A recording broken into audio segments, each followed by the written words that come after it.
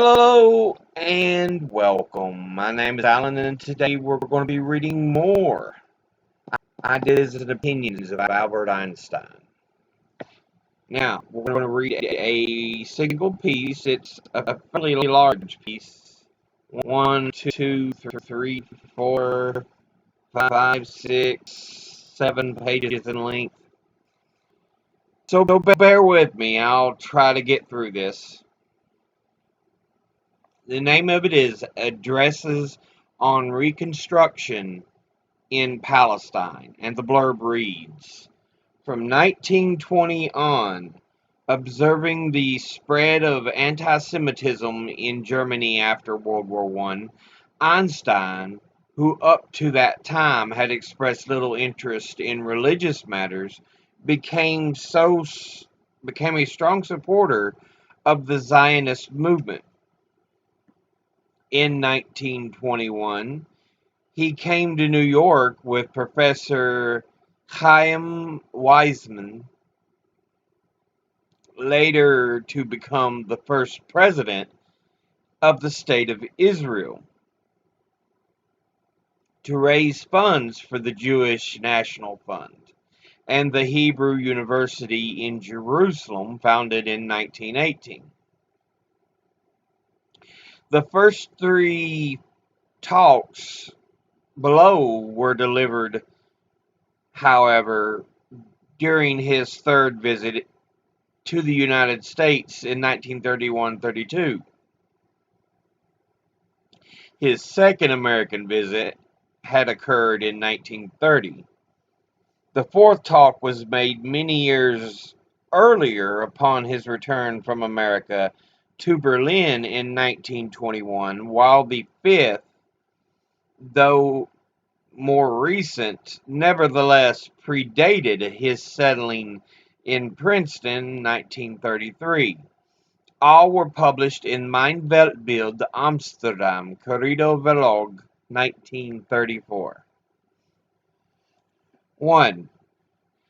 10 years ago, when I first had the pleasure of addressing you in behalf of the Zionist cause, almost all our hopes were still fixed in the future. Today, we can look back and see on these 10 years with joy, for in that time, the united energies of the Jewish people have accomplished a piece of splendidly successful constructive work in Palestine, which certainly exceeds anything that we dared then to hope for. We have also successfully stood the severe test to which the events of the last few years have subjected us. Ceaseless work, supported by a noble purpose, is leading slowly but surely to success.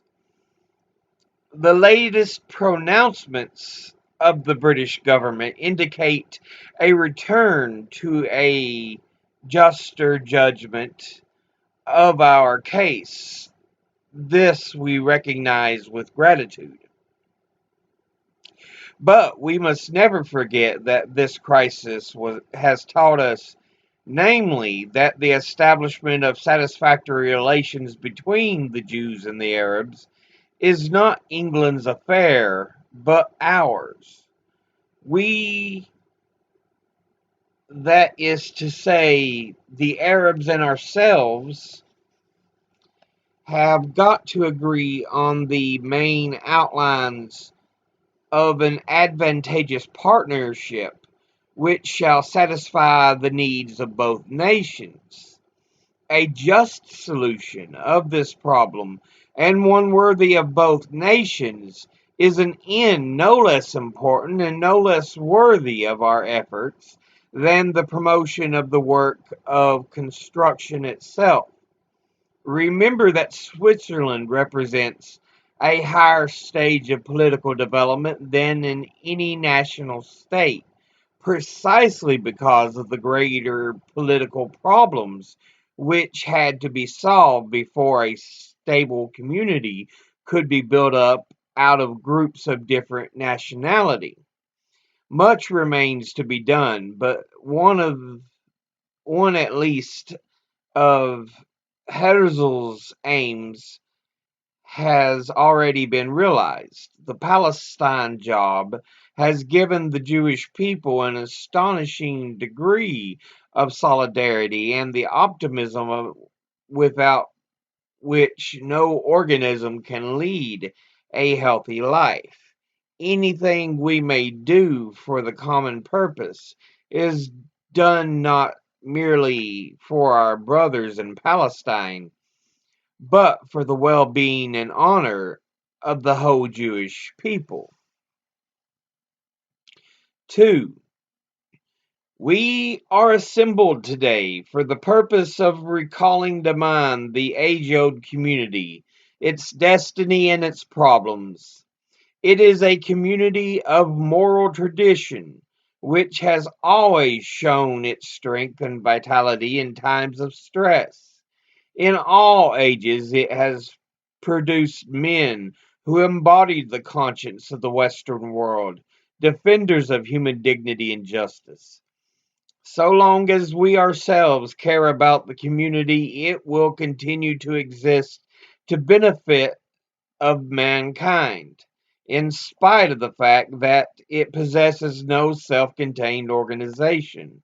A decade or two ago, a group of far-sighted men, among whom the unforgettable Herzl stood out above the rest, came to the condition that we needed a spiritual center in order to preserve our sense of solidarity in difficult times. Thus arose the idea of Zionism and the work of settlement in Palestine, the successful realization of which we have been permitted to witness, at least in its highly promising beginnings. I have had the privilege of seeing, to my great joy and satisfaction, how much of this achievement has contributed to the convalescence of the Jewish people. For the Jews are exposed to a minority among the nations, not merely to external dangers, but also to internal ones of a psychological nature. The crisis which the work of construction has had to face in the last few years has lain heavy upon us and is not yet completely surmounted. But the most recent reports show that the world, and especially the British government, is disposed to recognize the great things which lie behind our struggle for the Zionist idea. Let us at this moment remember with gratitude our leader Wiseman, whose zeal and circumspection helped the good cause to succeed. The difficulties we have been through have also brought some good in their train. They have shown us once more how strong is the bond which unites the Jews of all countries in a common destiny. The crisis has also purified our attitude to the question of Palestine, purged it of the dross of nationalism. It has been clearly proclaimed that we are not seeking to create a political society, but that our aim is, in accordance with the old tradition of Jewry, a cultural one in the widest sense of the word. That being so, it is for us to solve the problem of living side by side with our brothers of the Arab in an open, generous, and worthy manner. We have here an opportunity of showing that we have learned in the thousands of years of our martyrdom. If we choose the right path, we shall succeed and we shall give the rest of the world a fine example. Whatever we do for Palestine, we do it for the honor of the well being of the whole Jewish people. 3. I am delighted to have the opportunity of addressing a few words to the youth of the country which is faithful to the common names of Jewry. Do not be discouraged by the difficulties which confront us in Palestine. Such things serve to test the will to live of our community. Certain proceedings and pronouncements of the English administration have been justly criticized. We must not, however, let the matter rest at that, but draw what lesson we can from the experience. We need to pay great attention to our relations with the Arabs. By cultivating these carefully, we shall be able in future to prevent things from becoming so dangerously strained that people can take advantage of them to provoke acts of hostility. This goal is perfectly within our reach because of the work of construction has been and must continue to be carried out in such a manner as to serve the real interest of the Arab population also. In this way, we shall be able to avoid getting ourselves quite so often into the position, disagreeable for Jews and Arabs alike, of having to call in the mandatory power as arbitrator.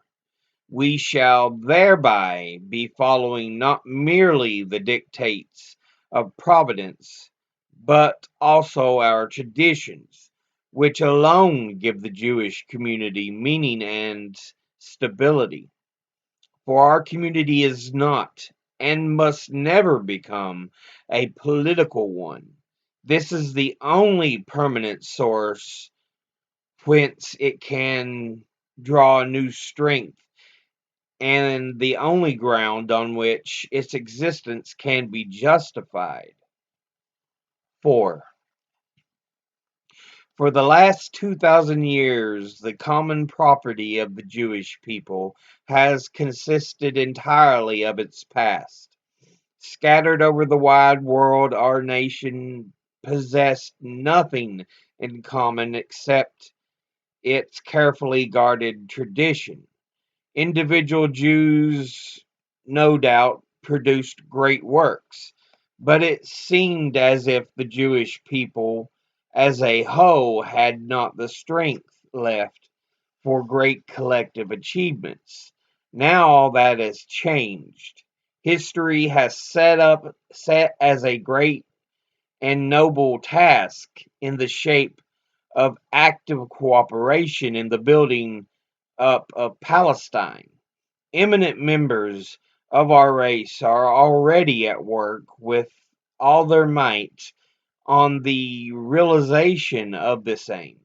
The opportunity is presented to us of setting up centers of civilization which the whole Jewish people can regard as its work.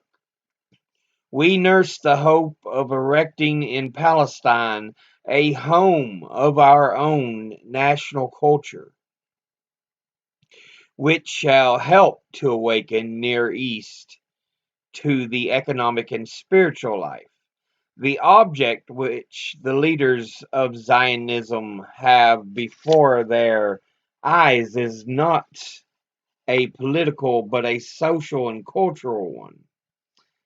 The community in Palestine that must approach the social idea of our forefathers as it is laid down in the Bible, and at the same time become a seat of modern intellectual life, a spiritual center for the Jews of the whole world. In accordance with this notion, the establishment of a Jewish university in Jerusalem constitutes one of the most important aims of the Zionist organization. During the last few months, I have been to America in order to help raise the material basis for this university there. The success of this enterprise was was a natural one, thanks to the untiring energy and splendid self-sacrificing spirit of the Jewish doctors in America. We have succeeded in collecting enough money for the creation of a medical faculty, and the preliminary work is being started at once. After this success, I have no doubt that the material basis for the other faculties will soon be forthcoming. The medical faculty is first of all to be developed as a research institute and to concentrate on making the country healthy, a most important item for the work of development. Teaching on a large scale will only become important later on, as a number of highly competent scientific workers have already signified their readiness to take up appointments at the university. The establishment of a medical faculty seems to have placed beyond all doubts. I may add that a special fund for the university, entirely distinct from the general fund for the development of the country, has been opened.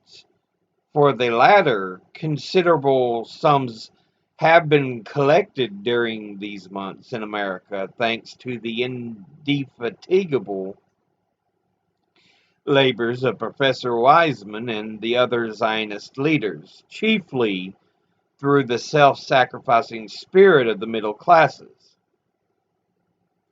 I conclude with a warm appeal to the Jews in Germany to contribute all they can, in spite of the present economic difficulties, for the building up of the Jewish home in Palestine. This is not a matter of charity, but an enterprise which concerns all Jews, and the success of which promises to be a source of the highest satisfaction to all. 5. For us Jews, Palestine is not just a charitable or colonial enterprise, but a problem of central importance for the Jewish people. Palestine is not primarily a place of refuge for the Jews of Eastern Europe, but for the embodiment of the reawakening corporate spirit of the whole Jewish nation. It is the right moment for the corporate sense to be awakened and strengthened. This is a question to which I feel compelled, not merely by my spontaneous feelings, but on the rational grounds, to return an unqualified yes. Let us just cast our eyes over the history of the Jews in Germany during the past 100 years. A century ago, our forefathers, with few exceptions, lived in the ghetto. They were poor, without political rights, separated from the Gentiles by a barrier of religious traditions, habits of life, and legal restrictions. Their intellectual development was restricted to their own literature, and they had removed, almost unaffected by the mighty advance of the European intellect, which dates from the Renaissance. And yet, these obscure, humble people had one great advantage over us. Each of them belonged in every fiber of his being to a community in which he was completely absorbed, in which he felt himself a fully privileged member, and which demanded nothing of him that was contrary to his natural habit of thought. Our forefathers in these days were pretty poor, specimens intellectually and physically, but socially speaking, they enjoyed an enviable spiritual equilibrium. Then came emancipation, which suddenly opened up the dreamed of possibilities to the individual. Some few rapidly made a position for themselves in the higher walks of business and social life. They greedily lapped up the splendid triumphs which the art and science of the Western world had achieved. They joined in the process with burning enthusiasm, themselves making contributions of lasting value.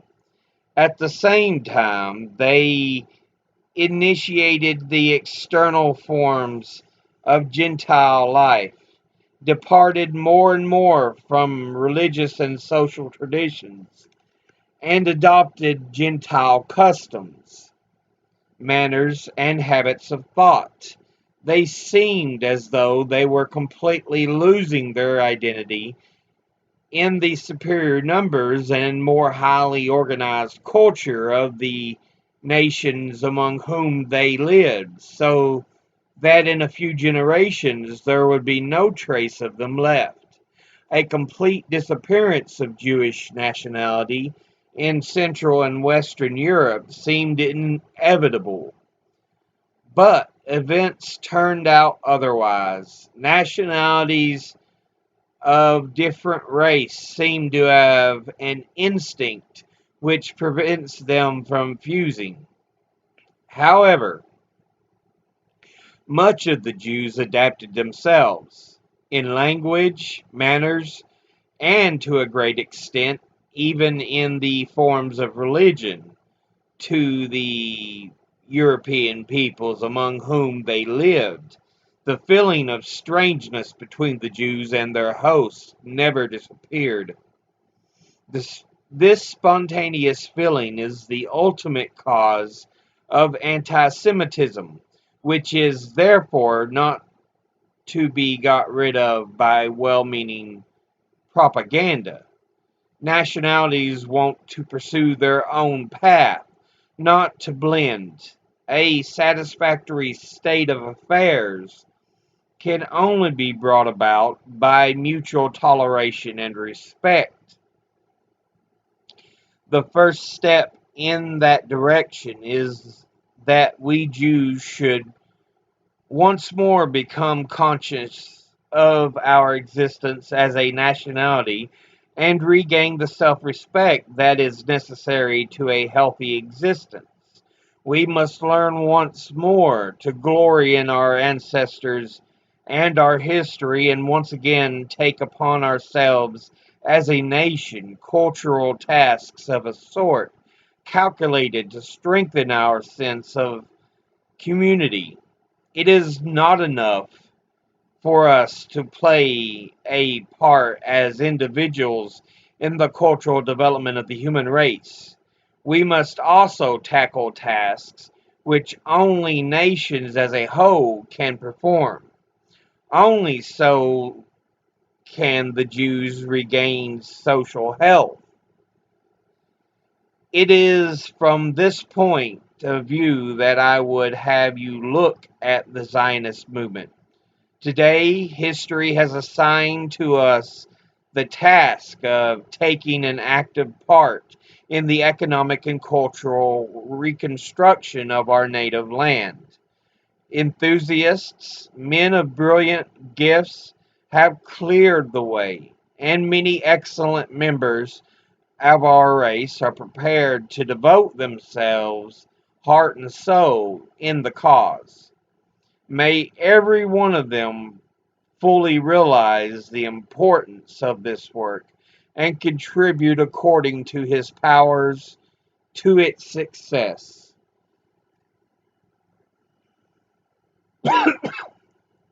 So, a series of talks Dr. Einstein has given trying to push for the idea of a Jewish state.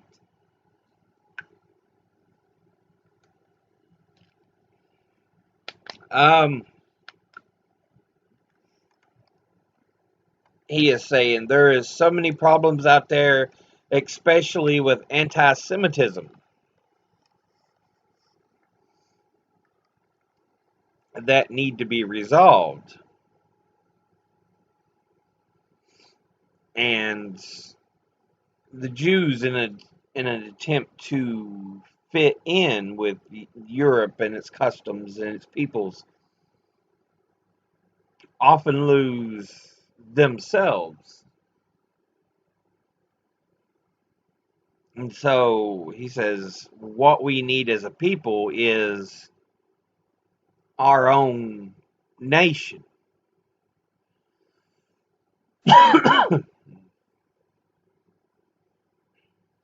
And he says, we need a new Jewish nation. But he doesn't want to displace the Palestinians. He wants them to work together, which he would feel horrible and saddened by the current state of things now between Israel and Palestine. So,